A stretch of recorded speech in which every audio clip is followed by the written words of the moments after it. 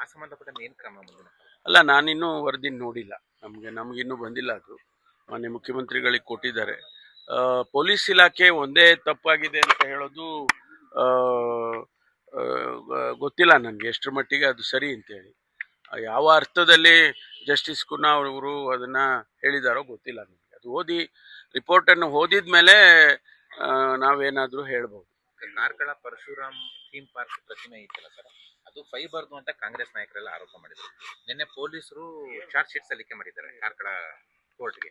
ಅದರಲ್ಲಿ ಅದು ಫೈಬರ್ದಲ್ಲ, ಹಿತ್ತಾಳೆದು ಅನ್ನುವಂತಹ ವಿಚಾರವನ್ನು ಸ್ಪಷ್ಟಪಡಿಸಿದ್ದಾರೆ ದೋಷಾರೋಪಣ ಪಟ್ಟಿಯಲ್ಲಿ ಸರ್. ಸೊ ಕಾಂಗ್ರೆಸ್ ಏನು ಆರೋಪ ಮಾಡಿತ್ತು ಅದು ಹಿನ್ನಡೆಯಾಗಿದೆ ಅಂತ. ಅಲ್ಲ, ನನಗೆ ಅದು ಸಂಪೂರ್ಣ ಮಾಹಿತಿ ತಗೊಳ್ಬೇಕು ನಾನು. ಯಾಕೆಂದ್ರೆ ಮಾಹಿತಿ ತಗೊಂಡ್ಮೇಲೆ ಹೇಳ್ತೀನಿ. ಸಿಗಂದೂರು ಬ್ರಿಡ್ಜ್ ವಿಚಾರದಲ್ಲಿ ಸರ್ ಪ್ರೋಟೋಕಾಲ್ ಫಾಲೋ ಆಗಿಲ್ಲ ಅಂತ ಸಿಎಂ ಕೂಡ ಈಗ ವಾಪಸ್ ಲೆಟರ್ ಬರೆದಿರೋದು. ಈಗ ಕ್ರೆಡಿಟ್ ವಾರ್ ಸ್ಟೇಟ್ ಮತ್ತೆ ಸೆಂಟ್ರಲ್ ಗವರ್ಮೆಂಟ್ ಮಧ್ಯದಲ್ಲಿ ಹೆಸರಿಡೋದು ವಿಚಾರಕ್ಕೆ ಶುರು ಆಗುತ್ತೆ.